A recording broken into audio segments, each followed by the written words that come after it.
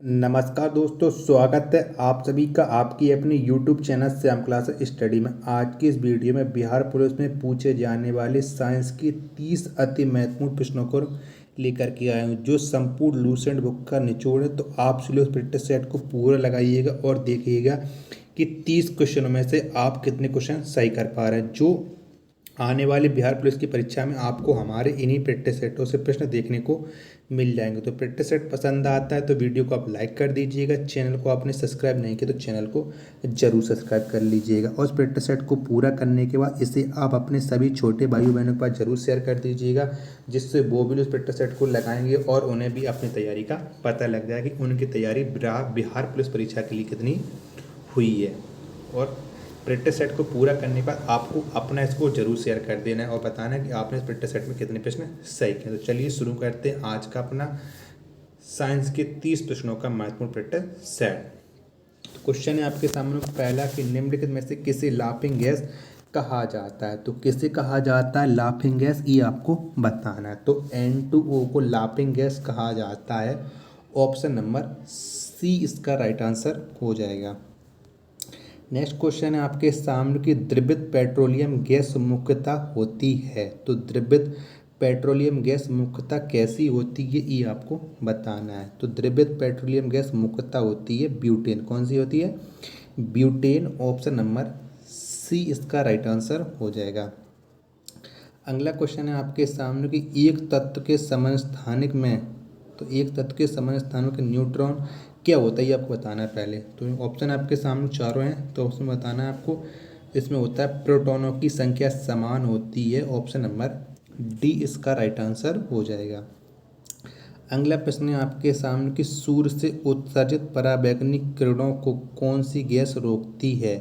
तो सूर्य से उत्सर्जित पराबैंगनी किरणों को कौन सी गैस रोकती है? तो इसे रोकती है ओजोन गैस। कौन सी है? ओजोन गैस रोकती है। ऑप्शन नंबर ए इसका राइट आंसर हो जाएगा।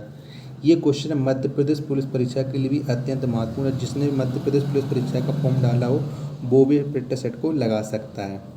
तो क्वेश्चन आपके सामने कि वायुमंडल में कार्बन डाइऑक्साइड के परिमाण में वृद्धि के कारण, तो क्या होता है? परिमाण वृद्धि के कारण वायुमंडल में कार्बन डाइऑक्साइड गैस की मात्रा बढ़ जाती है तो तापमान बढ़ेगा। क्या हो जाएगा? तो तापमान बढ़ेगा। ऑप्शन नंबर ए इसका राइट आंसर हो जाएगा। अगला क्वेश्चन है आपके सामने कि पृथ्वी की भूपट्टी पर सर्वाधिक उपलब्ध अधातु है। तो पृथ्वी की भूपट्टी पर सर्वाधिक उपलब्ध अधातु कौन सी है, ये आपको बताना है। तो सर्वाधिक उपलब्ध अधातु है ऑक्सीजन। कौन सी है? ऑक्सीजन। ऑप्शन नंबर ए इसका राइट आंसर हो जाएगा। अगला प्रश्न है आपके सामने कि प्रकृति में कार्बन का विशुद्ध रूप है। तो प्रकृति में कार्बन का विशुद्ध रूप कौन सा है? तो ये विशुद्ध रूप है हीरा। कौन सा? हीरा। ऑप्शन नंबर डी इसका राइट आंसर हो जाएगा। अगला प्रश्न है आपके सामने कि निम्नलिखित में से कौन सा संश्लिष्ट रेशा नहीं है। तो कौन सा संश्लिष्ट रेशा नहीं है, ये आपको बताना। चारों ऑप्शन आपके सामने हैं, तो इसका राइट आंसर क्या हो जाएगा कमेंट बॉक्स में बताइएगा। तो संश्लिष्ट रेशा रुई नहीं है। ऑप्शन नंबर सी इसका राइट आंसर हो जाएगा। अगला प्रश्न है आपके सामने कि वातावरण में सबसे प्रमुख गैस कौन सी होती है। तो कौन सी गैस सबसे प्रमुख होती है वातावरण में? तो सबसे प्रमुख गैस होती है नाइट्रोजन। कौन सी होती है? नाइट्रोजन। ऑप्शन नंबर ए इसका राइट आंसर हो जाएगा। अगला प्रश्न है आपके सामने कि निम्नलिखित में से कौन सा संश्लेषित डिटर्जेंट है। तो संश्लेषित डिटर्जेंट कौन सा है, ये आपको बताना है। तो संश्लेषित डिटर्जेंट है sodium and dodecyl sulphate. Option number D इसका राइट आंसर हो जाएगा। अगला क्वेश्चन है आपके सामने कि निम्नलिखित में से कौन सा बायोगैस में उपस्थित नहीं है। तो कौन सा बायोगैस में उपस्थित नहीं है, ये आपको बताना है। तो क्लोरीन है, ये बायोगैस में उपस्थित नहीं होता है। ऑप्शन नंबर सी इसका राइट आंसर हो जाएगा। अगला प्रश्न है आपके सामने कास्टिक सोडे का रासायनिक नाम क्या है। तो कास्टिक सोडे का रासायनिक नाम क्या है? तो इसका रासायनिक नाम है sodium hydrochloride. Option number C इसका राइट आंसर हो जाएगा। अगला क्वेश्चन है आपके सामने कि परम शून्य बराबर होता है, तो परम शून्य किसके बराबर होता है ये आपको बताना है। तो परम शून्य बराबर होता है -273 के 15 डिग्री सेल्सियस के। ऑप्शन नंबर डी इसका राइट आंसर हो जाएगा। नेक्स्ट क्वेश्चन है आपके सामने कि पानी में फिटकरी मिलाई जाती है, तो पानी में फिटकरी किस लिए मिलाई जाती है ये आपको बताना है। तो ये मिलाई जाती है सेडिमेंटेशन दर बढ़ाने के लिए। ऑप्शन नंबर ए इसका राइट आंसर हो जाएगा। अगला प्रश्न है आपके सामने कि निम्नलिखित वैज्ञानिकों में से किसने यह अवधारणा व्यक्त की कि चर्च की इकाइयाँ मैटर से जुड़ी होती हैं। तो किस वैज्ञानिक ने अवधारणा दी थी, तो यह अवधारणा दी थी स्टोनों ने। किसने? स्टोनों ने। ऑप्शन नंबर बी इसका राइट आंसर हो जाएगा। पृथ्वी की प्रॉपर्टी में सबसे बहुल तत्व है, तो पृथ्वी की प्रॉपर्टी में सबसे बहुल तत्व यानी सबसे ज़्यादा कौन सा तत्व पाया जाता है, तो ये पाया जाता है ऑक्सीजन। कौन सा? ऑक्सीजन। ऑप्शन नंबर सी इसका राइट आंसर हो जाएगा। न्यूट्रॉन की खोज करने वाले थे, तो न्यूट्रॉन की खोज किसने की थी, तो आप जानते हैं कि न्यूट्रॉन की खोज की थी जेम्स चैडविक ने। किसने? जेम्स चैडविक नाम के वैज्ञानिक ने न्यूट्रॉन की खोज की थी। ऑप्शन नंबर सी इसका राइट आंसर हो जाएगा। अगला प्रश्न है आपके सामने कि निम्नलिखित में से किसका उच्चतम गलनांक है, तो किसका उच्चतम गलनांक है ये आपको बताना है।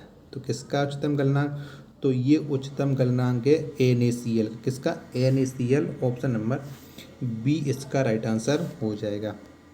नेक्स्ट है आपके सामने कि जल स्नेहक कोलाइड को जाना जाता है, तो जल स्नेहक कोलाइड को जाना जाता है, तो ये जाना जाता है द्रव स्नेही के रूप में। किसके रूप में? द्रव स्नेही के रूप में। ऑप्शन नंबर बी इसका राइट आंसर हो जाएगा। अगला प्रश्न है आपके सामने कि हाइड्रोजन के परमाणु में कौन सा मौलिक कण उपस्थित नहीं है, तो हाइड्रोजन के परमाणु में कौन सा मौलिक कण उपस्थित नहीं है ये आपको बताना है। तो ये न्यूट्रॉन है, ये हाइड्रोजन के परमाणु के मौलिक कण में उपस्थित नहीं है। ऑप्शन नंबर सी इसका राइट आंसर हो जाएगा। अगला आपके सामने कि जंग लगने पर लोहे का भार तो कैसा हो जाता है, जब जंग लग जाती है तो लोहे का भार कैसा हो जाता है, तो जंग लगने पर लोहे का भार बढ़ता है। कैसा होता है? बढ़ता है। ऑप्शन नंबर ए इसका राइट आंसर हो जाएगा। बायोगैस का प्रमुख अवयव है, तो कौन सा है बायोगैस का प्रमुख अवयव, तो बायोगैस का प्रमुख अवयव है मीथेन। कौन सा है? मीथेन। ऑप्शन नंबर डी इसका राइट आंसर हो जाएगा। अगला है आपके सामने की ऊर्जा का नवीकरणीय स्रोत है, तो कौन सा है ऊर्जा का नवीकरणीय स्रोत ये आपको बताना है। तो ऊर्जा का नवीकरणीय स्रोत है सूर्य। कौन सा है? सूर्य। ऑप्शन नंबर डी इसका राइट आंसर हो जाएगा। दूध में उपस्थित प्रोटीन है, तो दूध में कौन सा प्रोटीन पाया जाता है, तो आप जानते कि दूध में केसीन नामक का प्रोटीन पाया जाता है। ऑप्शन नंबर बी इसका राइट आंसर हो जाएगा। श्वेत क्रांति उत्पादन से संबंधित है, तो श्वेत क्रांति किसके उत्पादन से संबंधित है ये आपको बताना है। तो श्वेत क्रांति किससे संबंधित है, तो श्वेत क्रांति ये दूध के उत्पादन से संबंधित है। ऑप्शन नंबर बी इसका राइट आंसर हो जाएगा। अगला प्रश्न है आपके सामने कौन सा धातु तरल अवस्था में पाया जाता है, तो कौन सा धातु तरल अवस्था में पाया जाता है ये आपको बताना है। तो धातु है वो कौन सा, ये जो पारा नामक धातु ये तरल अवस्था में पाया जाता है। तो ऑप्शन नंबर सी इसका राइट आंसर हो जाएगा। अगला क्वेश्चन आपके सामने कठोर जल है, तो इनमें से कौन सा है वो कठोर जल है ये आपको बताना है।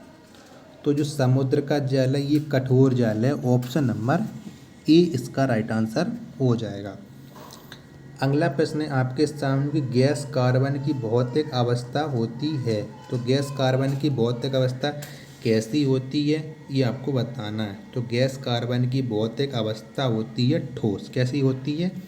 ठोस। ऑप्शन नंबर ए इसका राइट आंसर हो जाएगा। नेक्स्ट क्वेश्चन आपके सामने कच्चे फलों को पकाने के लिए उपयोग में आने वाली गैस है, तो कौन सी गैस का प्रयोग करके हम कच्चे फलों को पकाते हैं, तो हम एसिटिलीन का प्रयोग करके कच्चे फलों को पकाते हैं, तो ऑप्शन नंबर डी इसका राइट आंसर हो जाएगा। और आज के प्रैक्टिस सेट का लास्ट प्रश्न है आपके सामने कि निम्नलिखित में से किसे ठोस स्नेहक के रूप में उपयोग में लाते हैं। तो किसे लाते हैं ठोस स्नेहक के रूप में? तो ये हम लाते हैं ग्रेफाइट। किसे? ग्रेफाइट को ठोस स्नेहक के रूप में। ऑप्शन नंबर सी इसका राइट आंसर हो जाएगा। तो अब आप बताएं कि आपने हमारे साइंस के 30 प्रश्नों के प्रैक्टिस सेट में कितने प्रश्न सही किए और आपको ये वीडियो कैसी लगी। वीडियो पसंद आई हो तो वीडियो को लाइक कर दीजिएगा। चैनल को आपने सब्सक्राइब नहीं किया तो चैनल को जरूर सब्सक्राइब कर लीजिएगा। मिलते हैं अपन नेक्स्ट प्रैक्टिस सेट में, तब तक के लिए धन्यवाद। जय हिंद प्यारे साथियों।